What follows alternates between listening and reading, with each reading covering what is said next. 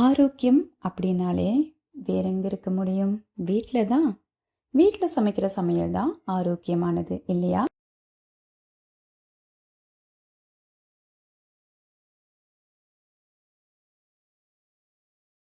அனைவருக்கும் வணக்கம்.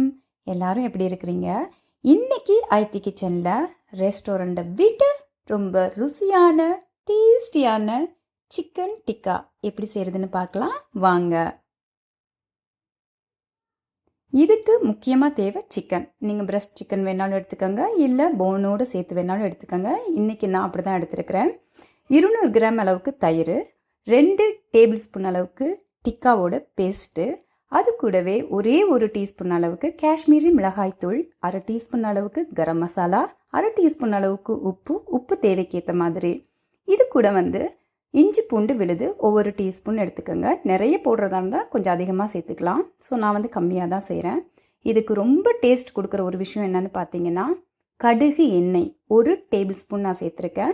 இது கூடவே 1 டீஸ்பூன் வினிகர் எல்லாமே சேர்த்துட்டு ஒரே ஒரு லெமனை கட் பண்ணி நல்லா புழிஞ்சு அதோட ஜூஸையும் சேர்த்துடுங்க.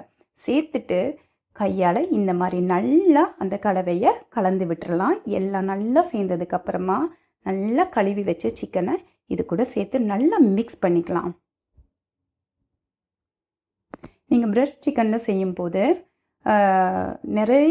நிறைய இந்த ஒரு சிக்கன் கலவையிலேயே நிறைய நீங்கள் சாண்ட்விச் செய்யலாம், நிறைய செய்யலாம். அதை நான் இனிமேல் போடுற வீடியோவில் கண்டிப்பாக போடுறேன். இப்போ நல்லா மிக்ஸ் பண்ணிட்டோம். 3 hours later. இப்போ பார்த்தீங்கன்னா ஓவன் ட்ரேயில் பட்டர் ஷீட் விரிச்சிட்டு நம்ம இந்த சிக்கன் டிக்காவை எல்லாம் உள்ளே வைக்க போகிறோம்.